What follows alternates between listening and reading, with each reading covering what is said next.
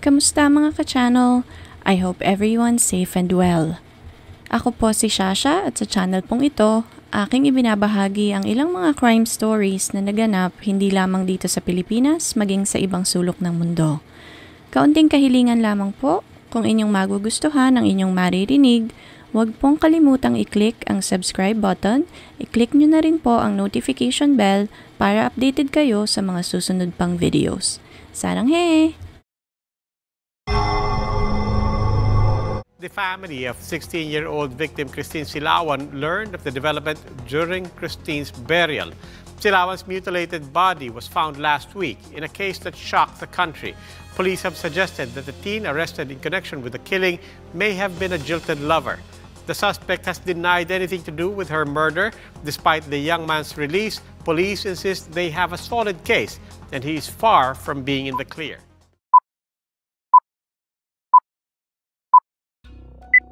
Ang tahimik, mapagmahal, maunawain at matiising bata at anak si Christine. Minsang nangarap na maging flight stewardess, pangalawa sa 4 na anak na mag-asawang Silawan mula sa Lapu-Lapu City, Cebu. Hindi inakala ng kanyang mahal na ina na huling beses na niyang makikita ang kanyang anak noong March 10, 2019. Umani ng samot-saring reaksyon ang kasong ito mula sa lokal na komunidad pati na rin sa buong bansa dahil sa sobrang tindi at pagkabrutal ng sinapit ni Christine sa kamay ng sospek. Walang pang-ibabang saplot at malamig na bangkay na si Christine nang matagpuan siya sa isang bakanting lote sa Barangay Bangkal, Lapu-Lapu City noong March 11, 2019. Samahan niyo ako at ating balikan ang buhay ni Christine Lee Silawan. Ang Lapu-Lapu City ay isang first-class, highly urbanized city sa Cebu. Dito matatagpuan ang Mactan Cebu International Airport na isang major trade center sa silangang bahagi ng Pilipinas para sa domestic at international traffic. 3 hanggang 4 na oras lamang ang layo nito sa 14 na syudad sa Asia Pacific at nagsilbing second primary gateway ng Pilipinas. Sa kabila ng pagiging busy at urbanisado ng syudad na ito, nanatiling payak at simple ang pamumuhay ng pamilya Silawan dito. Si Christine ay 16 na taong gulang pa lamang, isang high school student sa Maribago High School sa Lapu-Lapu City. Pinanganak si Christine noong March 26, 2002. Pangalawa siya sa 4 na magkakapatid. Ang panganay niyang kapatid na si Luis Lane ay 21 anyos at isang teacher sa isang paaralan sa Talisay. Meron din siyang 2 nakababatang kapatid na edad 15 at 13 anyos. Ang nanay naman ni Christine, si Lourdes Silawan, ay 47 anyos ng panahon na iyon. Wala itong permanenteng trabaho at iginagapang ang pamilya sa tulong ng kaliwat kanang sideline. Gagawin niya di umano lahat para mabigyan ng magandang kinabukasan ang kanyang mga anak. Ang tatay naman ni Christine na si Mario Pardillo ay napahiwalay kay Lourdes 1 dekada na ang nakakaraan at piniling manirahan sa isla ng Bohol. Isang tahimik at masunuring bata si Christine. Hindi siya materialistic dahil nauunawaan niya na sa kanilang pamilya ay mas importante na makakain sila sa oras. Patid ni Christine na ginagawa ng kanyang ina ang lahat ng kanyang makakaya upang maayos silang mapalaking magkakapatid. Matangkad, very slim at may magandang mukha si Christine. Pangarap niyang maging isang flight stewardess paglaki niya. Ayon kay Luis Lane, ay malihim na bata daw si Christine. Hindi ito mahilig maglabas ng kanyang saloobin at malimit ay mag-isa lamang ito. Dahil nga mahiyain, walang masyadong naging kaibigan si Christine sa school nila. Sa halip na lumabas ng bahay ay mas pinipili nitong mag-drawing, magsulat ng tula o kwento sa mga araw na wala siyang ginagawa sa bahay. Dahil salat sa buhay, nakikihati lamang si Christine sa cellphone ng kanyang mga kapatid. Ibinahagi rin ng kanyang ina na nag-iipon siya ng pera para mabigyan niya si Christine ng cellphone sa kanyang 17 kaarawan. Pinalaki ni Lourdes ang kanyang mga anak na may takot sa Diyos. Malimit silang nagsisimba sa Sacred Heart Jesus Parish malapit sa kanilang lugar at dito ay nagsilbing tithe collector si Christine. March 10, 2019, Linggo, bandang alas 4 ng hapon, ay nagpaalam si Christine sa kanyang ina na pupunta sa simbahan upang gampanan ang kanyang tungkulin bilang isang tithe collector. Pinayagan naman siya ng kanyang ina at pinaalalahanan na umuwi ng bahay bago mag-alas 7 ng gabi. Ngunit hindi akalain ng kanyang ina na iyon na ang huling beses na makikita niyang buhay ang kanyang dalaga. Gabi na ngunit hindi pa rin nagpapakita si Christine. Sobra ang pag-aalala ng kanyang ina kaya minabuti niyang i-report sa mga pulis ang pagkawala ni Christine. Kinabukasan, March 11, 2019, bandang alas 6 ng umaga, natagpuan ang kanyang bangkay sa isang bakanting lote sa barangay Bangkal sa lungsod ng Lapu-Lapu.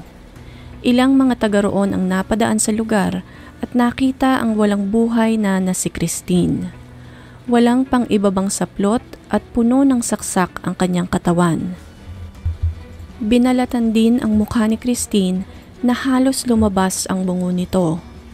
Nawawala din ang kanang bahagi ng kanyang lieg, trachea, esophagus at ang dila ni Christine. Nagsagawa ng malawakang investigasyon ang mga pulis. Naglabas ng 100,000 pesos na pabuya ang Police Regional Advisory para sa makapagtuturo kung sino ang sospek na pumatay kay Christine. Dinagdagan pa ito ng 1 million pesos ni Mayor Paz Ranada para mapabilis ang paghahanap sa sospek. Nag-donate din ang isang dayuhan mula sa Leyte ng 500,000 pesos at karagdagang 200,000 pesos galing kay Presidential Assistant Michael Lloyd Dino. Umabot ng 1.8 million ang pabuya sa makapagtuturo sa taong gumawa nito kay Christine. Sa mga CCTV na nakalap, nakita na huling nakasama ni Christine ang isang 17 anyos na lalaki. Inaresto ang batang ito at sa interview ay umamin nito na balak talaga nilang magkita ni Christine sa harap ng simbahan ng gabing iyon. Ang teenager na ito ang nagsilbing prime suspect sa pagkamatay ni Christine. Ayon sa usapan nila sa Messenger, magkikita sila dahil plano ng batang ito na bigyan si Christine ng isang teddy bear at isang cellphone. Base din sa kanilang usapan ay tila magkarelasyon ang dalawa. Ngunit sa interview ay sinabi ng batang lalaki na ito na nakipag-break sa kanya si Christine 1 buwan na ang nakakaraan bago maganap ang insidente. Selos ang anggulong nakita ng NBI na pinag-ugatan ng krimen nang makipaghiwalay di umano si Christine sa teenager. Naging malapit daw si Christine sa isang kasamahan nila sa simbahan kaya ito nakipaghiwalay sa kanya. Sira na ang cellphone ng teenager nang makuha ito ng NBI. Gayunpaman ay isinailalim pa din nila ito sa pagsusuri. Malinaw ding ipinakita sa serye ng CCTV footage na magkasamang naglalakad mula Sacred Heart Parish sa Padjak ang dalawa simula 6:12 hanggang 6:38 ng gabi. Ipinagtanggol naman siya ng kanyang mga magulang at pinabulaanan ang bintang sa kanilang anak. Wala rin daw kahit anong bad record sa barangay ang bata. Hindi daw umalis ang anak nila sa kanilang lugar at naglaro lamang ito ng basketball bandang alas 5 hanggang alas 7 ng gabi noong March 10. May mga testigo din daw na makapagpapatunay na hindi umalis ang bata sa lugar nila noong araw ng insidente. Dinipensahan din ng ina nito ang tungkol sa sirang cellphone ng kanyang anak. May 3 buwan na daw di umano nasira ang cellphone ng kanyang anak dahil nabasa ito ng tubig. Giniit pa nito na iba ang hubog ng katawan ng sospek na nakuhanan sa CCTV kumpara sa katawan ng kanyang anak. Pero walang duda ang NBI na ang minor de edad ang nakunan sa CCTV. Nagsagawa ng hiwalay na investigasyon ang PNP at NBI na tila naman naging tunggalian ng magkabilang departamento ayon sa PAO. Sinabi ni PAO Forensic Chief Erwin Erfe na base sa mga ulat at larawan na kanilang nakita ay tila may pagkakaiba sa inisyal na resulta ng investigasyong ginawa ng NBI at PNP. Unang dumating ang PNP sa pinangyarihan ng krimen at 2 saksi ang nasa kustodiya nila kabilang na ang isang PP, ngunit ayon kay Erfe ay nagulat sila dahil unang nagsampa ng kaso ang NBI. Sinampahan ng NBI ng kasong murder in relation to cybercrime ang teenager na ex-boyfriend ni Christine base sa CCTV footage at palitan ng usapan sa Facebook.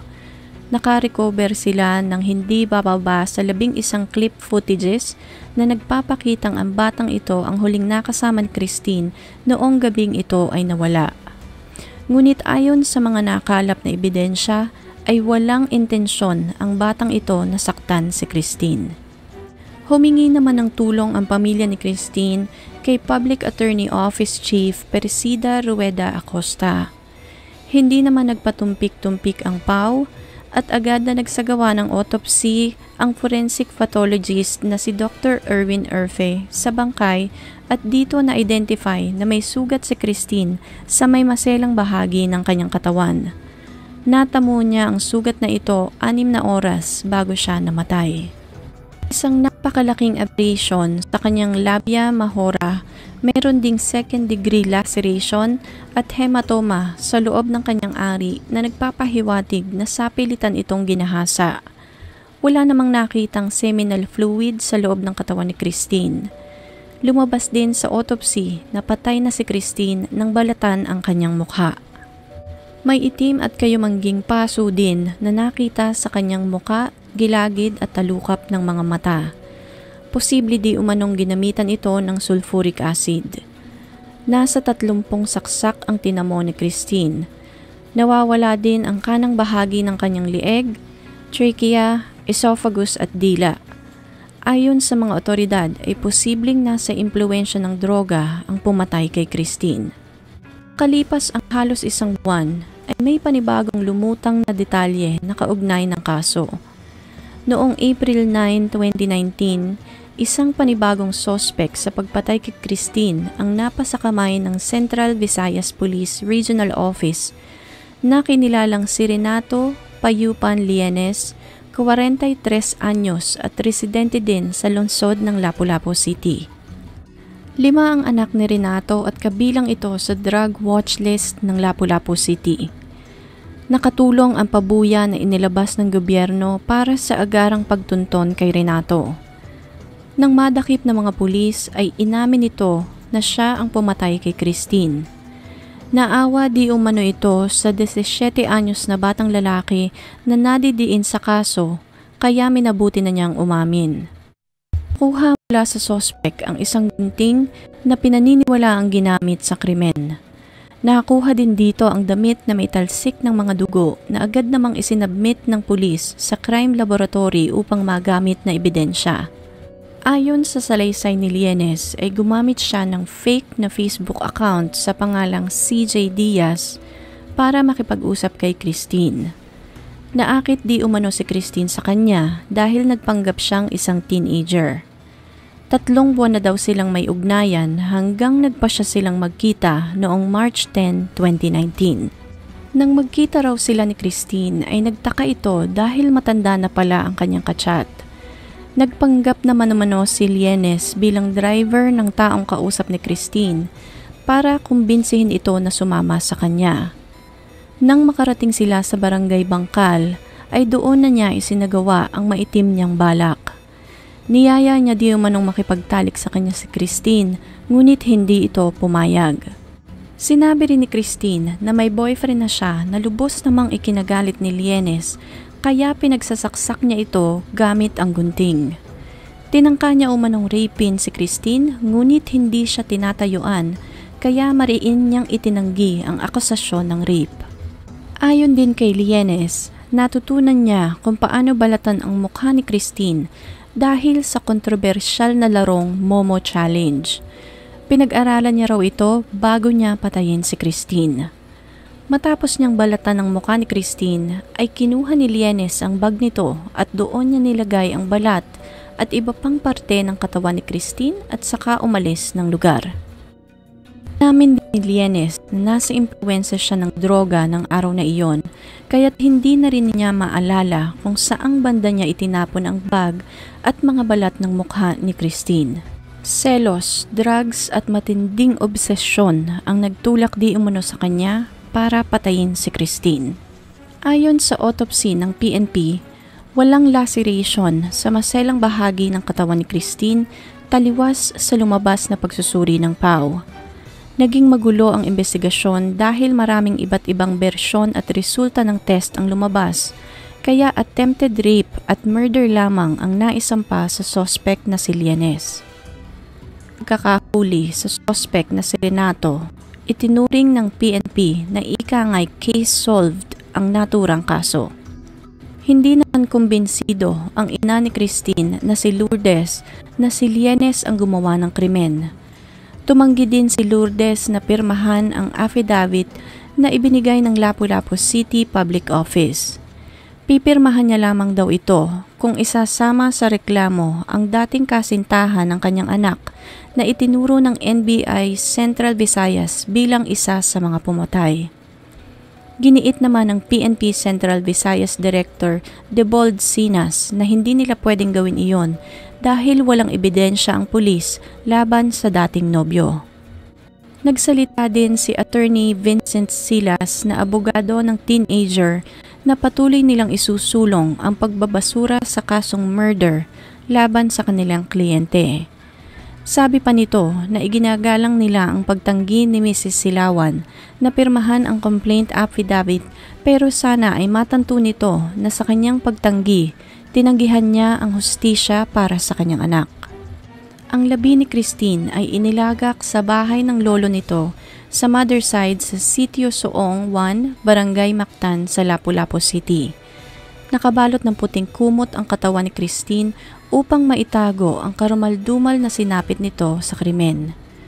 Hindi kinaya ng ina ni Christine ang labis na pighati kaya hinimatay ito habang tinitingnan ang katawan ng anak sa loob ng kabaong. Inihatid ang labi ni Christine sa huling hantungan noong March 23, 2019 sa Catlea Memorial Garden, Cordova Town sa Cebu. Ngunit laking gulat at nataranta ang pamilya Silawan dahil kasabay ng araw na iyon ay nalaman nila na ipinag-utos ng Lapu-Lapu City Prosecutor's Office na palayain ang 17 anyos na suspect sa pagpatay kay Christine. Pinalaya ang 17 anyos na bata matapos makita ng Lapu-Lapu City Prosecutor's Office ang mga legal lapses sa pagkakaaresto sa suspect. Ginawa umano ng mga otoridad ang pag-aresto nang hindi nakakuha ng warrant sa korte. Ito umano ang nag-udyok sa nasabing tanggapan na maglabas ng omnibus resolution na nagpapahintulot na makalaya ang minor de edad.